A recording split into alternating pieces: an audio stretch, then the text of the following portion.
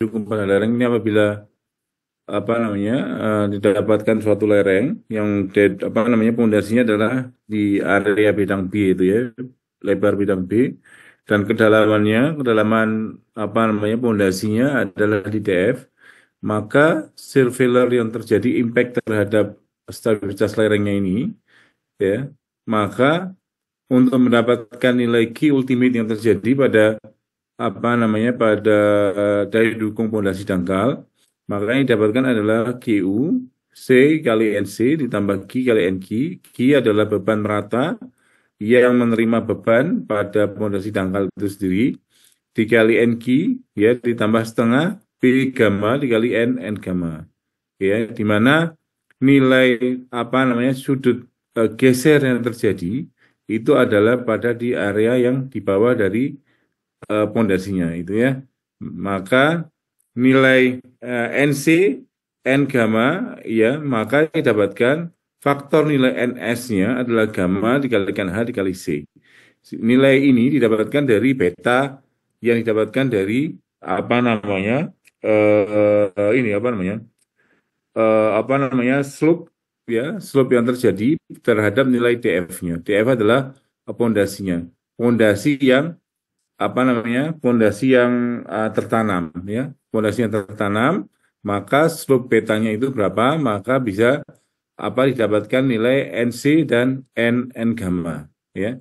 Itu adalah perbedaannya untuk mendapatkan nilai daya dukungnya. Sampai di sini bisa dipahami Mas ya. Sebagai contoh, jika suatu pondasi menerus, lebar pondasi adalah 1 meter, pada lereng tanah lempung jika kedalamannya pondasi adalah 1 meter, hanya 4, B2, C-nya 68, V-nya 0, betanya 60. Betanya adalah angle terhadap terhadap DF-nya itu ya. Tentukan daya dukung yang daya dukung izin dengan SF-nya adalah 3 dan gambarkan Banul menjadi 6 ya. NS adalah gamma dikali H dibagi oleh C, yaitu adalah 16,8 ya. Habis itu dikalikan 4, 4 adalah panjang pondasinya gitu ya. Kok panjang pondasinya kedalaman tanahnya adalah 4 ya, dibagi oleh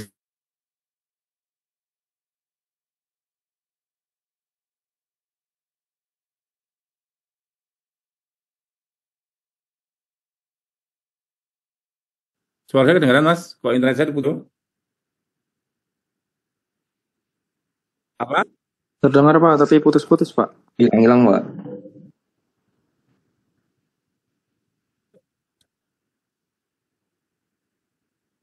Nah, gimana ya Mas?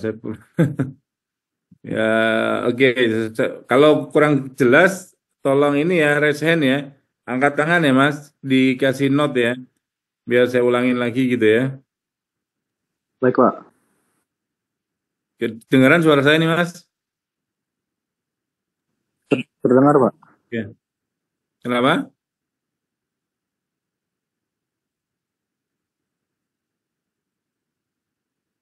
Sinyalnya ya.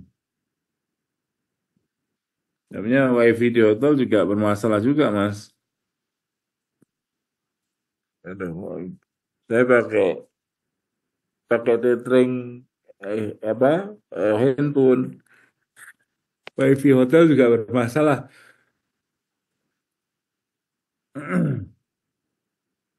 Oke ya, saya ulangi lagi ya Mas ya. Jadi gamma 16,8 didapatin karena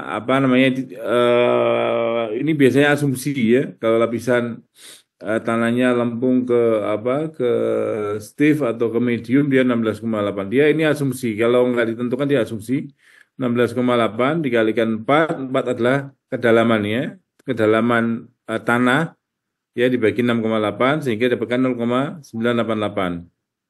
Untuk DF dibagi B ya. Jadi DF-nya adalah 1 ya.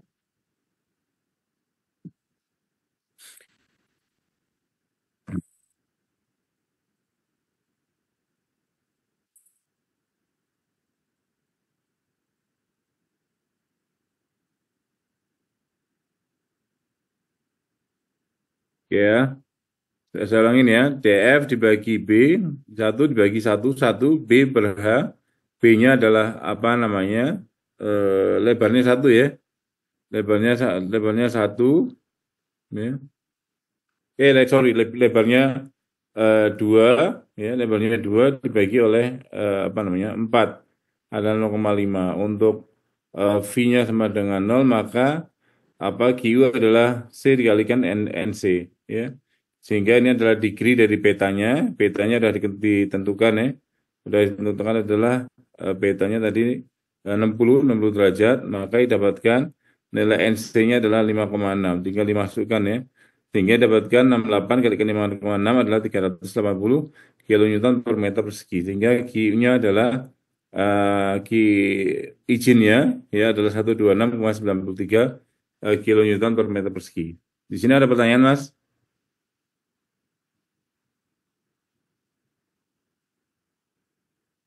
Ini tuh, Mas. Dari 60 ini, Mas. Tinggal ditarik aja ke atas ya.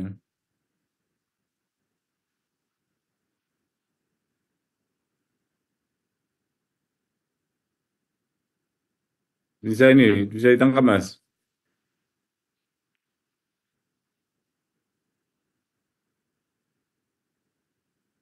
Ini ya. Kan ini kan apa namanya? Betanya kan 60 kan di sini nih. Betanya 60 nih, beta 0, 60. Ya. NS-nya itu kan apa namanya? Sama dengan ini ya, 0 ya. Jadi 0,998 ya, bisa 0 diambil 0. Kan nolnya sini nih. Dari ini tarik ke atas nih. Seret kena 60 tarik ketemu berapa? 5,6 kan? Bisa ditangkap nggak, Mas? Apa? Paham nggak? Bisa ya?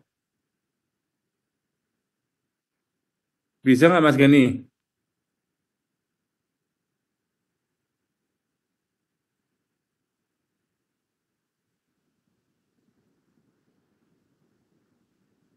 Mana Mas?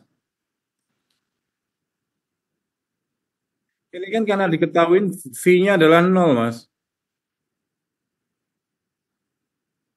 Ya, oke ya. Oke, saya lanjut ke materi selanjutnya. Habis itu untuk penurunan, kalian kan sudah belajar mekanika tanah tuh ya. Sudah belajar kan mekanika tanah? Sudah, sudah belajar ya. Lah mekanika tanah itu kan ada apa namanya? Di nanti saya ulangin deh. Ya, di minggu depan saya ulangin untuk penurunan pada apa pada pondasi dangkal.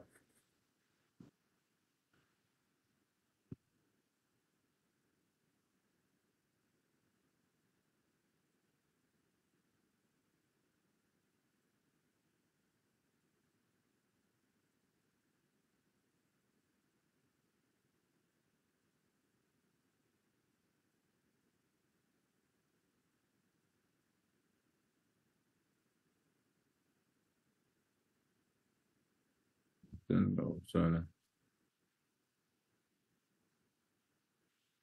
Johnson tarik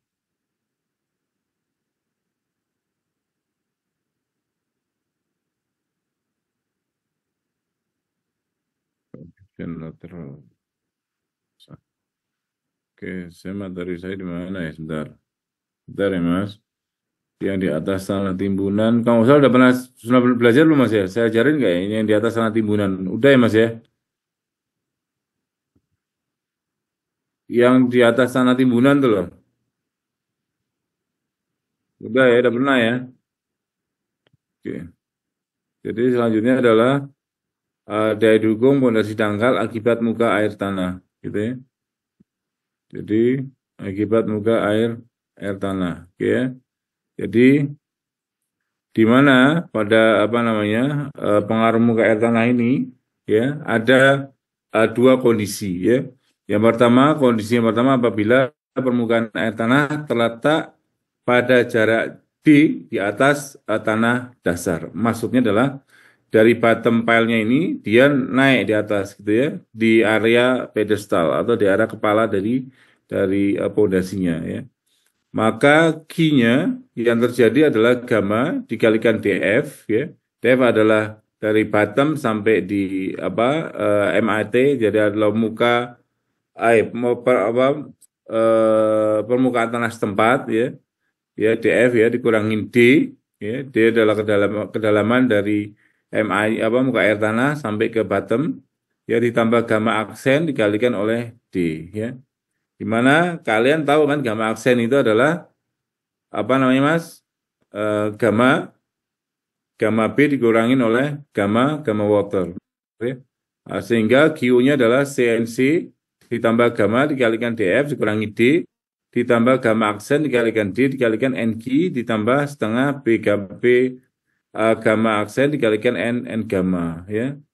Atau ya gamma aksen ini, ya, kalau apa namanya sebenarnya gamma aksen itu kalau gamma B itu kan dia tidak yang fat clay, tidak terlalu ini apa namanya, tetapi rumusnya ini boleh gamma B dikurangin oleh gamma W atau gamma SAT dikurangin oleh gamma water.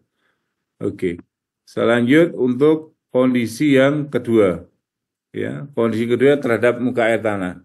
Apabila permukaan air tanah, ya, berada tepat di dasar pondasi, kan ada dua, ya, sama apa namanya muka air tanah yang jauh di bawah dasar pondasi. Pak, misalkan kalau pondasi, misalkan muka air tanahnya melebihin apa namanya di 4B, itu gimana? Itu bisa diabaikan. Kalau di bawah dari 4 atau sampai 4 sampai 8B kalau nggak salah, itu bisa diabaikan.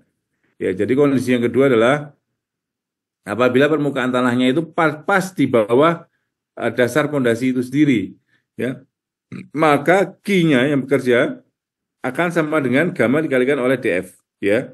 Jadi beban yang terjadi akibat beban merata yang dipikul oleh pondasi ini adalah tanah yang menumpu di atasnya dikalikan oleh gammanya.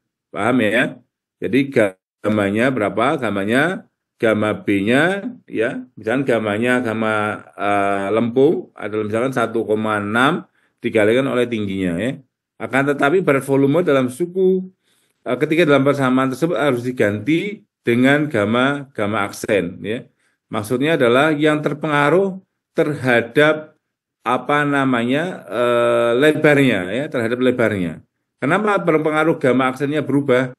Karena yang terpengaruh pada lebarnya ini itu sudah terendam oleh muka air tanah. Sampai sini sudah dipahami belum? Gani, Rizky udah pahami belum? Bisa Iya, ya. Pak. Karena Bisa, Pak. kenapa dia berubah? Karena pada unsur B, pada unsur slabnya itu di bawah persis itu, karena dia terpengaruh oleh adanya muka air tanah. Tetapi kalau yang di atasnya terhadap DF-nya, dia kan tidak terpengaruh oleh muka air tanah, ya. Maka gamanya dia tetap sama, tetap konstan, ya. Gamanya adalah gamma B. Oke, sehingga QU-nya adalah CNC, ya, tambah gamma dikali DF dikalikan NG ditambah setengah B gamma aksen dikalikan oleh N gamma, ya. Nanti kalau ada soal, misalkan di kuis soalnya, nilai ini kan ada faktor koefisien nih, 1,3, 0,5, dan seterusnya gitu, ya. Itu terpengaruh oleh apa, Mas? Kan ada nih 1,3 CNC ditambah 0,6, ya, dikalikan gamma, dikalikan DF, dikalikan NG, dan seterusnya, itu terpengaruh oleh apa? Koefisien itu. Ada yang bisa jawab?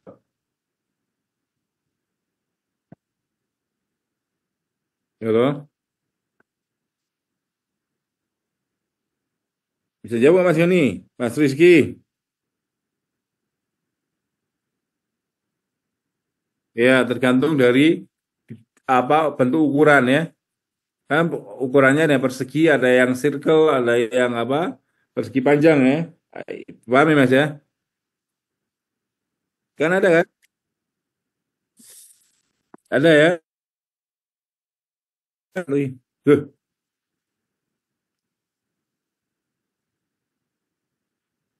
ya. Selanjutnya adalah ya, ketiga. apabila permukaan air tanah berada di dalam tanah di bawah dari itu sendiri ya.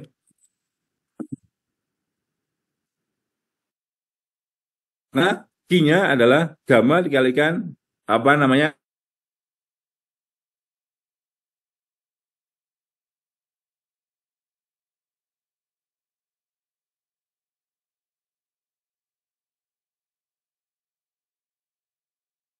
Maka Q-nya ya itu akan terpengaruh oleh adanya apa namanya? Perubahan dari eh, ya. Maka gamma itu harus di average, harus di rata-rata gitu ya. Harus rata-rata. Maka untuk mencari gamma rata-rata, maka 1/B dikalikan gamma dikalikan D ditambah gamma aksen ya dikalikan B dikurangin D. Ya untuk D kurang dari B dan lebih besar dari B ya. Ya lebih besar dari B maka gammanya adalah tetap ya. Yang dimaksud lebih besar dari B itu apabila muka air tanahnya ini adalah sedalam apa namanya 4 sampai 8 dari betanya. Bisa dipahami ya, Mas? Bisa nggak? Bisa ya. Apabila ininya ya, gitu ya. Ininya ini ya kira-kira 4 sampai 8 gitu ya. 8 dari betanya. Dari B, dari apa? Maaf ya, apa saya nggak pak dari B ya. Maka apa namanya gamanya ini dia tetap. Tetapi kalau dia masih apa namanya kira-kira sama dari B-nya, maka gamanya adalah gamma ini, ya,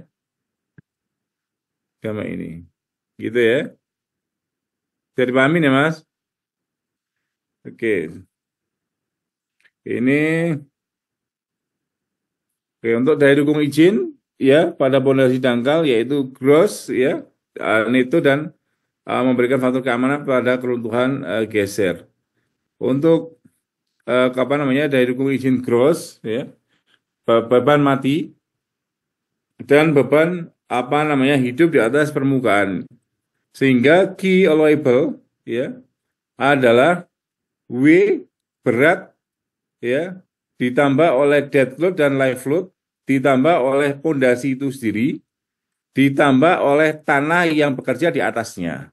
Jadi tanah timbunan itu membebanin atau enggak, Mas?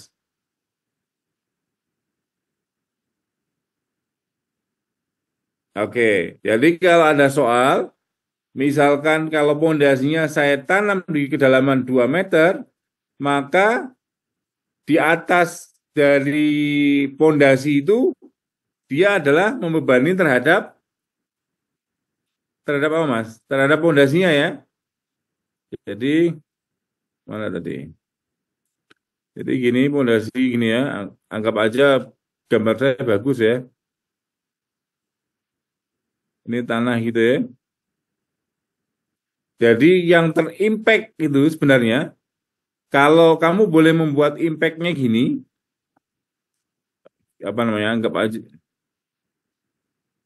impact-nya gini, ya, gini. Anggap lurus gini ya. Atau impact-nya gini boleh.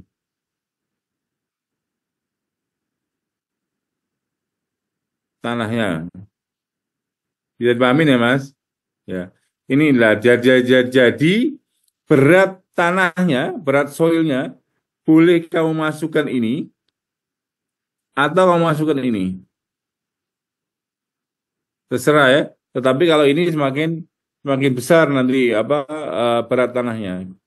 Oke ya, maka terhadap apa namanya maka berat beban yang bekerja dead load dan live load ya ditambah oleh berat itu sendiri ditambah oleh berat tanah dibagi oleh square-nya atau luasan dari pondasi itu sendiri.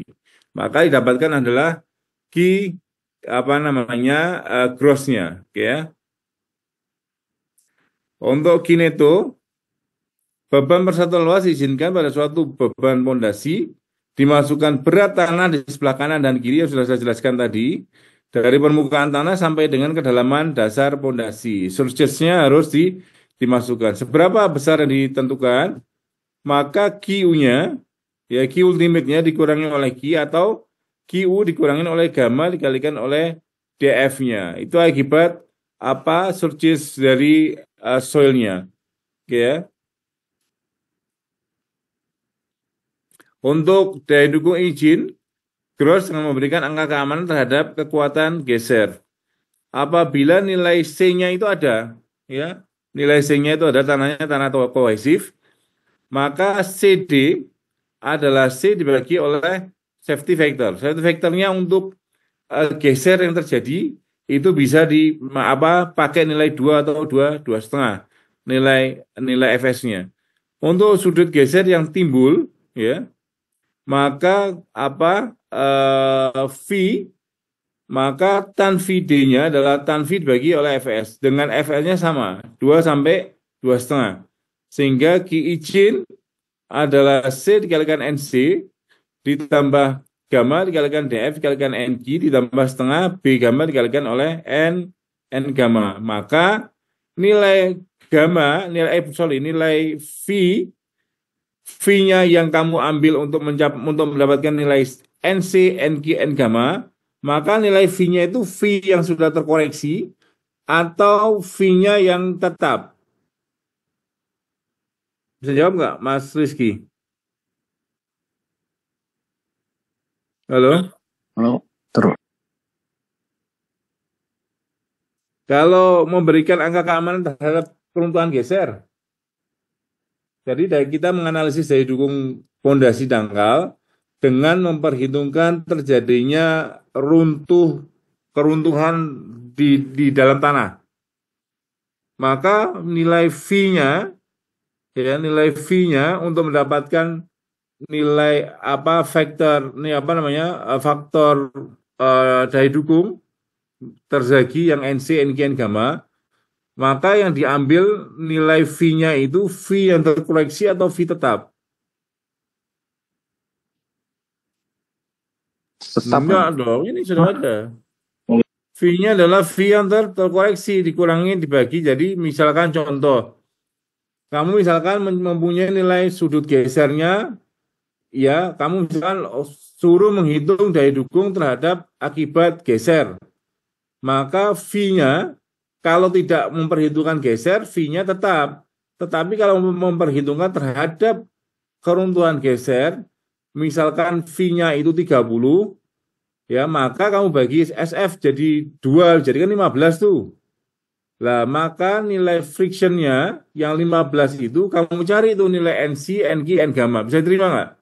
Bisa paham nggak di sini, Mas? Mas Rizky?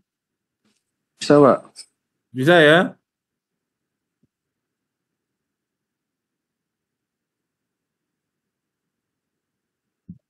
Ya.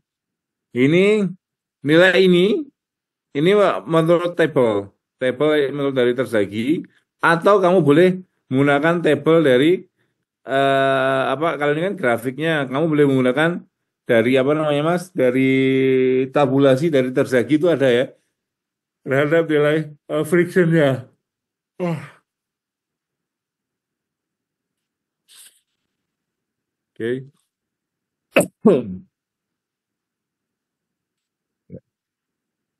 Untuk faktor keamanan, ya, dalam beberapa keadaan angka keamanan daya dukung batas gross, ya, neto adalah 3 sampai 4. Ini adalah dalam kondisi yang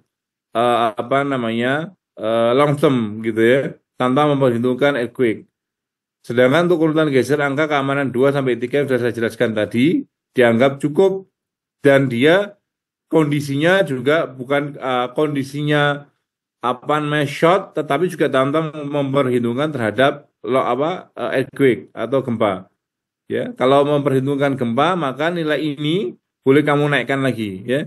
Boleh kamu naikkan lagi. Untuk faktor lain yang harus kita perhatikan adalah besar penurunan pondasi yang diizinkan pentonan pondasi disebabkan oleh beban atas ya atau lagi ultimate yang terjadi berkisar 5% sampai 25% dari lebar pondasi. Untuk tanah berpasir dan 3% sampai 15% untuk tanah lempung. Jadi yang dimaksud di sini adalah dia mengalami suatu keruntuhan ya, maka beban batasnya ini khusus untuk tanah berpasir, maka QU-nya itu kamu tambahkan 25%. Bisa pahamin nggak? Dor. Halo, Gani dan semuanya.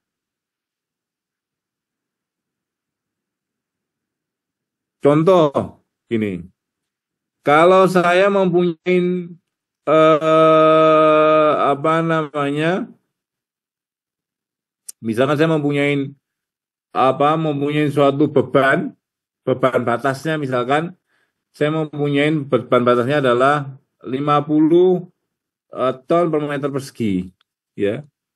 Maka ambang yang terjadi pada tanah berpasir di bawah dari pondasi itu, maka ambangnya ini tadi berapa ya? Saya 50 ya. 50 ton, maka 50 ton ditambah 5% sampai 25% terhadap 50% itu sendiri. Bisa dipahamin ya? Bisa ya, Mas? Bisa nggak? Oke ya. Oke, selanjutnya adalah contoh suatu rencana pondasi 4 meter tentukan gaya gross yang diizinkan dengan nilai SF-nya adalah 3. Ya, didapatkan adalah nilai lebar pondasinya adalah 4 feet, kedalaman pondasinya adalah 3 feet, gamma adalah 110, ya, V-nya adalah 20, C adalah 200 ya. Ini dianggap adalah tanah mengalami keruntuhan geser secara menyeluruh ya. 1,3 CNC ditambah Q dikalikan NQ tambah 0,5 V dikali N gamma. V-nya adalah 20, NC-nya didapatkan 17,7 ya. NQ 7,4 adalah 5. Maka didapatkan Q-nya adalah 330, untuk Q ultimate-nya adalah 79 apa namanya? Untuk Q izinnya adalah 2641.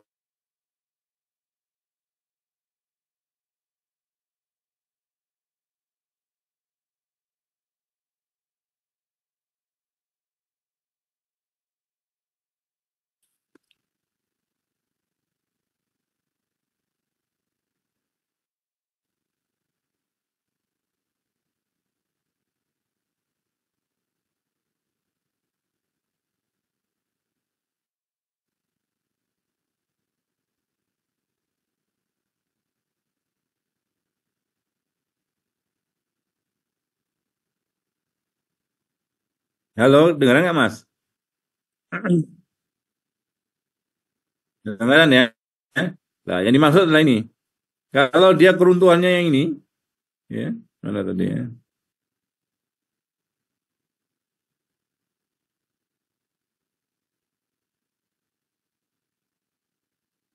Ini ya. Gross memberikan angka keamanan terhadap kekuatan geser, gitu ya. Yang dimaksud adalah ini ya. Maka apabila ini tanah mengalami keruntuhan geser, tetapi dia tidak mempertimbangkan safety factor terhadap keruntuhan geser, maka nilai V-nya ini yang 20, jadi berapa Mas?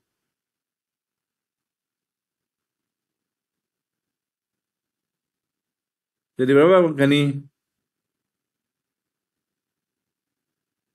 Halo? Jadi berapa nih? Kalau tak bagi safety factornya 2 kan jadinya 10 kan? Lah nilai NC, NG, N gamanya berubah kan? Lah maka nilai Q-nya juga akan berubah. Gitu ya. Bisa dipahami ya Mas? Maka nilai Q-nya ini, ya, nilai Q-nya ini nanti ditambah berapa persen tergantung dari lapisan tanah yang ada di bawahnya. Gitu ya. Kalau tanah berpasir tambah berapa persen? 5%. Untuk tanah lempung adalah 3%. Kamu tambahin, ya. Sampai sini ada pertanyaan, Mas? Apa, Mas? Ini tuh, Mas.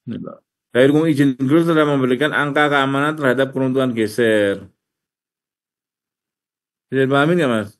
Kalau ini, dia contohnya ini, anggaplah tanah mengalami keruntuhan geser menyeluruh, tetapi dia tidak mempunyai safety factor terhadap keruntuhan geser. Bisa dipahami nggak? Dia kan memasukkan nilai fee-nya, tetapi dia tidak memasukkan safety apa angka keamanan terhadap keruntuhan geser. Bisa dipahami nggak, Mas? Ada yang tanya nggak? Selain Gani, paham ya? Soal ini adalah dia tanah ini mengalami suatu keruntuhan geser, tetapi dia tidak memasukkan apa angka keamanan terhadap terjadinya keruntuhan geser. Paham ya? Maka kalau kamu hitung, maka nilai Q-nya akan semakin besar dan semakin kecil. Kecil. Ya. Oke ya. Sampai sini ada pertanyaan? Yang Mbak-mbak ada pertanyaan nggak nih?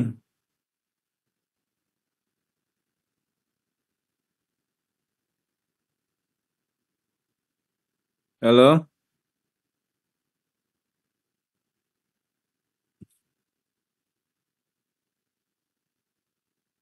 Gak ada, Pak. Gani?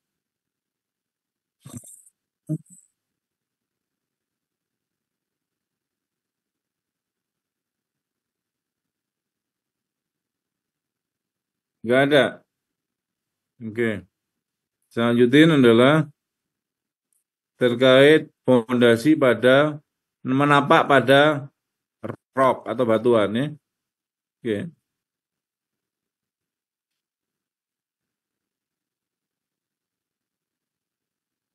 Ya. Dia apabila fondasinya itu menapak ya pada apa bedrock atau langsung menapak pada batu gitu ya. Maka nilai NC-nya ya adalah 5 tan pangkat 4 dibagi 45 V aksen bagi 2. Nilai NG-nya ya selanjutnya adalah tan dikali 45 V pangkat 2. Ya V dibagi 2 dan N gamma adalah NG ditambah oleh 1. Apabila dia menapak gitu ya. Maka untuk fondasi bujur apa namanya ini untuk fondasi persegi adalah CNC dikali G dikali NG tambah setengah N gamma B dikali N gamma. Untuk fondasi bujur sangkar adalah 1,3 CNC ya ditambah G NG ditambah 0,4 ditambah dikalikan gamma dikalikan B dikalikan N gamma dan lingkaran adalah seterusnya yang berubah adalah koefisien yang 3 di belakangnya adalah 0,3. Selanjutnya adalah Key modified sama dengan key RQD. Maksudnya adalah Regularity Destination. Maksudnya adalah ini adalah waktu pengambilan sampel tanah, ya, waktu pengambilan sampel tanah, nilai RQD-nya itu yang semua di sini sudah ikut Mektan lapangan. Halo? Gani udah ikut ke lapangan belum? Apa? Belum pernah lab? Ya udah, nah nanti kalau nge-lab, nanti kalau sudah ke lapangan nanti saya ajarin deh. Saya terangin lagi, cuma sedikit ya. RQD adalah quality destination adalah waktu ngambil sampelnya ini utuh atau enggak, gitu ya. Nah nanti nilai RQD-nya ini adalah average terhadap sampel yang diambil, sampel batuan yang diambil ya. Maka apabila RQD-nya adalah kalau dia adalah 0,9 sampai 1, maksudnya adalah waktu RQD-nya diambil, dia smooth utuh. Dia tidak terjadi adanya suatu apa namanya crack pada sampel itu sendiri ya. Selanjutnya kalau semakin dia hancur, maka nilai RQD-nya adalah 0,25 adalah sangat jelek ya. nilai RQD-nya. Nah, ini adalah panjang potongan batuan yang ditemukan dengan ukuran yang sekitar lebih besar dari 4 in. Maksudnya adalah panjang sampelnya ini utuh atau enggak gitu loh ya. Maksudnya RQD adalah seperti itu. Oke. Contoh rencana fondasi bujur sangkar akan dibangun di atas siltstone ya pada batu lanau di mana B kali B adalah 2,5 kali 2,5, kedalamannya 2 meter. Beratnya adalah 17, ya. Untuk C aksennya adalah 32, V-nya 31, gamma 25, RQD-nya adalah 50%. Maksudnya waktu tanahnya itu diambil, dia tidak mulus utuh gitu ya. Ini diasumsikan adalah 50%. Hitung daya dukung izin jika faktor keamanan 4 dan tekanan tarik V aksen C adalah 30 mn per meter persegi. Maka penyelesaiannya adalah Q-nya adalah 1,3 CNC ditambah QNQ ditambah 0,4 gamma B dikalikan N gamma. Sehingga nilai NC-nya adalah 48,8. Selanjutnya NQ adalah 30,5. Nilai N gamma adalah NQ ditambah 1 adalah 31,5. Sehingga didapatkan nilai Q ultimate-nya adalah 20,32. Sehingga untuk Q modified-nya terhadap nilai RQD-nya, maka nilai ini kan yang diambil tidak, maksudnya nilai RQD itu adalah nilai koefisien yang mempertimbangkan keutuhan dari sampel pengujian. Maksudnya ada seperti itu ya. Pengujian dari batuannya itu sendiri. Maka didapatkan nilai RQD-nya adalah 0,5. Maka nilai Q modified terhadap nilai RQD, maka 2032 dikali 0,5 kuadrat adalah 508. Sehingga nilai Q labelnya adalah dibagi 4 terhadap safety factor-nya ya. Sehingga 127. Sehingga Q label lebih besar dari V aksen adalah, maka Q nya adalah 30 mn per meganewton per meter persegi. Ya. Ini adalah terhadap batuan. Ada pertanyaan? Mas Gani dan yang lain-lain? Ada pertanyaan nggak, Mas? Halo?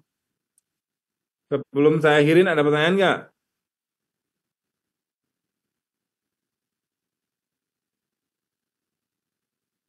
Halo? Tes, tes. Halo? Halo? Iya, Pak. Halo?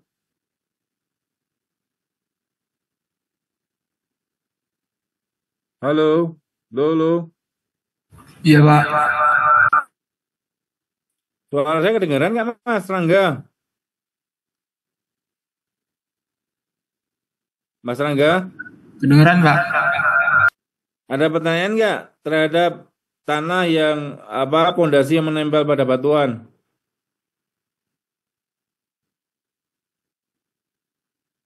Gani?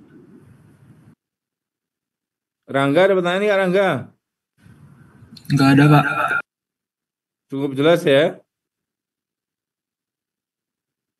Gani? Halo?